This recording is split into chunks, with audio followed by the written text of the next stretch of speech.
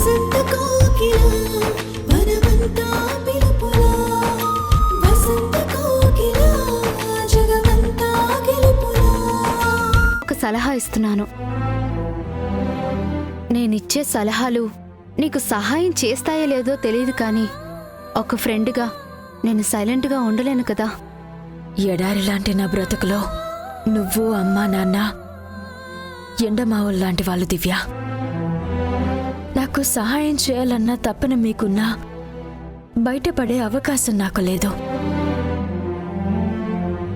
ఆకాష్ దృష్టిలో నేను ఆయనకి మాత్రమే సొంతం. సూర్య దృష్టిలో నేనే ఆయన ప్రపంచం. కానీ నేనెవరికి సొంతమో, ఏ బంధం శాశ్వతమో అన్న ప్రశ్నకి మాత్రం ఆ దేవుడికి తప్ప ఎవ్వరికీ సమాధానం తెలీదు.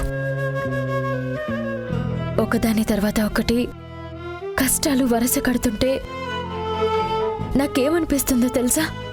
ఒక మనిషికి ఓపిక, సహనం ఎంతవరకు ఉంటాయో అని ఆ దేవుడు నా మీద పరీక్షలు చేస్తున్నాడేమో అనిపిస్తుంది. సూర్యకి ఆల్రెడీ మాటిచ్చాను. ఇప్పుడు ఆయన నన్నేం అడుగుతారో నో చెప్పకుండా ఎలాంటి సమస్యల్లో చిక్కుకోవాలో.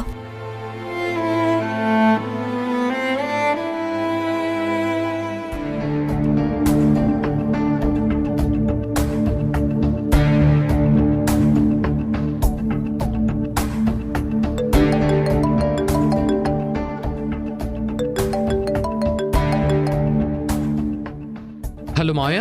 హాయ్ రా Akash, good morning. Good morning మావయ్య. ఏంటి సడన్గా గుర్తొచ్చాను? గుర్తు రావడం కాదురా, ఒక పర్మిషన్ కోసమై ఫోన్ చేశాను. పర్మిషనా? నేనా?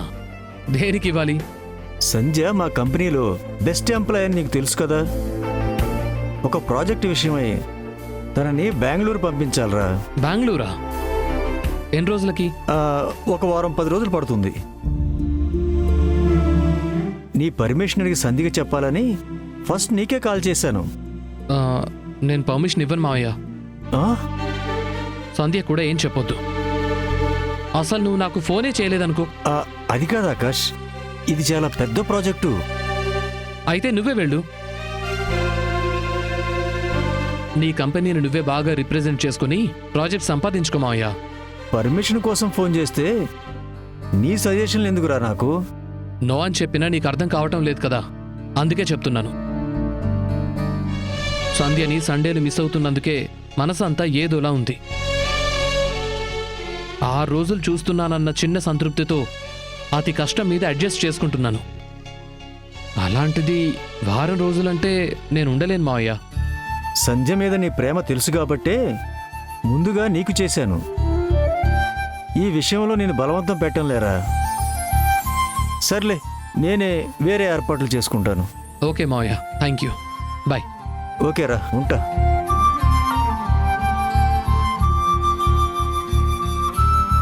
ఇదిగో. సూర్య, పిచ్చా నీకు? నువ్వు ఇలాంటి పనులు ఎందుకు చేస్తున్నావు? వర్కర్స్ ఉన్నారు కదా. ఎవరి పనిలో వాళ్ళు బిజీగా ఉన్నారు, నాకేమో బోరింగ్గా ఉంది. అందుకే టీ తీసుకొచ్చాను. ఏం కాదు, తీసుకో. ఇది ఇల్లు అనుకో, ఇలాంటి మర్యాదలు చేయవా ఏంటి?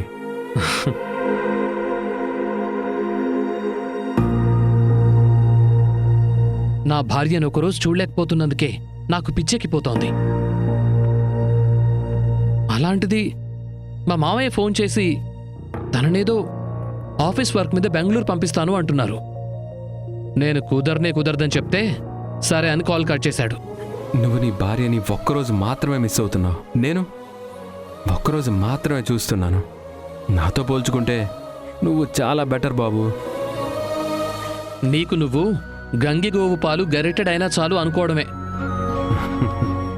అలానే అనుకుంటాను, కానీ నాకు 3 రోజులు లీవ్ కావాలి. లీవా? ఆహాహా, పని రాక్షసుడికి సెలవా? చాలా ఆశ్చర్యంగా ఉందే. పని కన్నా పెళ్ళం ముఖ్యమని ఇప్పుడిప్పుడే తెలుస్తుంది. అందుకే నా సంధ్యను తీసుకొని ఒక 3 రోజులు ఎక్కడికైనా టూర్ వెళ్ళాలని ప్లాన్ చేస్తున్నాను. 3 రోజులు కాదు సూర్య, నెల మొత్తం తీసుకో. ఇంతకీ ఎక్కడికి వెళ్తున్నారు? ప్లేస్ ఇంకా డిసైడ్ అవ్వలేదు. నిజం చెప్పాలంటే నా భార్యకు కూడా ఈ టూర్ గురించి చెప్పలేదు. ఏంటి, చెప్పలేదా? మరి ఎలా ప్లాన్ చేస్తున్నావు? చెప్తే ఎస్కేప్ అవ్వడానికి ఏదో ఒక రీజన్ చెప్తుంది. అలా చెప్పే వీలు లేకుండా ఎమోషనల్గా లాక్ చేశాను. నిన్నొకటి అడుగుతాను, తప్పకుండా ఒప్పుకోవాలని చెప్తే విషయం తెలియక సరే అనింది.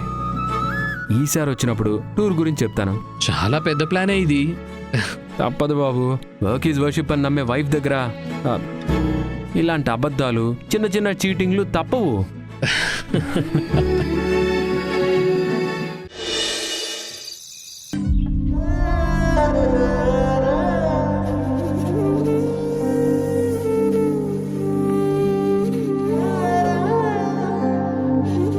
వచ్చారా మేడం?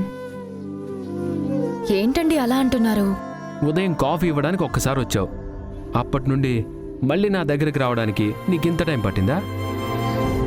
ఎంతకీ రాకపోయేసరికి ఇక్కడ డైరెక్ట్గా ఈవినింగ్ వెళ్తున్నానని చెప్పడానికి నువ్వు ఇక్కడికి వస్తావేమో అనుకున్నానులే. ఇన్ని మాటలు అనే బదులు మీరే డైరెక్ట్గా కిందకి రావచ్చు కదా, గదిలోనే ఉండడం ఎందుకు? గదిలో నువ్వు నేను మాట్లాడుకునేవి చాలా ఉంటాయి. అమ్మా నాన్నల ముందు అన్నీ చెప్పలేను, అంత ప్రేమ చూపించలేను.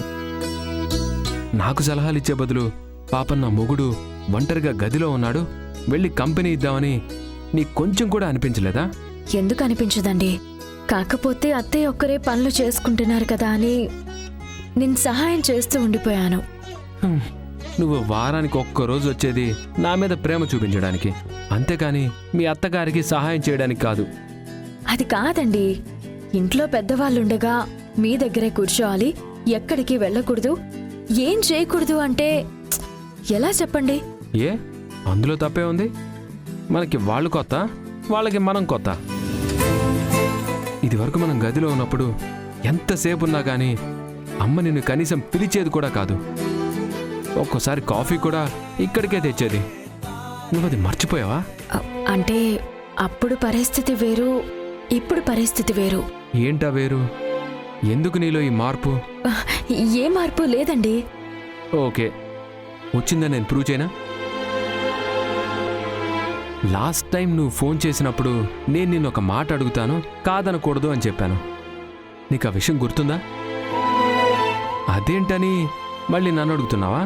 కనీసం తెలుసుకోవాలన్న ఇంట్రెస్ట్ అయినా నీలో ఉందా?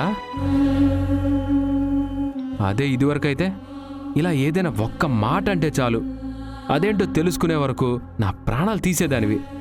ఇప్పుడు కనీసం దాని గురించి మాట్లాడటం కూడా లేదు. ఓహ్ అదా, నేనేం మర్చిపోలేదండి. ఉదయం ఇక్కడికి వచ్చేటప్పుడు కూడా మిమ్మల్ని అడగాలని అనుకున్నాను. ఓ, అయితే నువ్వు చెప్పేది నిజమా? అవునండి, ఒట్టు. సరే, అయితే నీకన్నీ గుర్తున్నాయి కాబట్టి, కాదనవని మాట కూడా ఇచ్చావు కాబట్టి కాన్సెప్ట్ చెప్తున్నాను, విను. ఓకేనా? చెప్పండి. నీకు ఆ జాబ్ అంటే ఇష్టం, అందుకే ఆ ఉద్యోగం మానలేవు.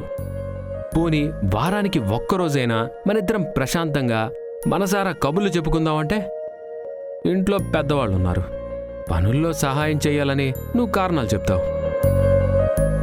సో ఈ సమస్యకి ఒక్కటే సొల్యూషన్. మనిద్దరం 3 రోజులు అందరికీ దూరంగా ఒక హాలిడే ట్రిప్కి వెళ్దాం.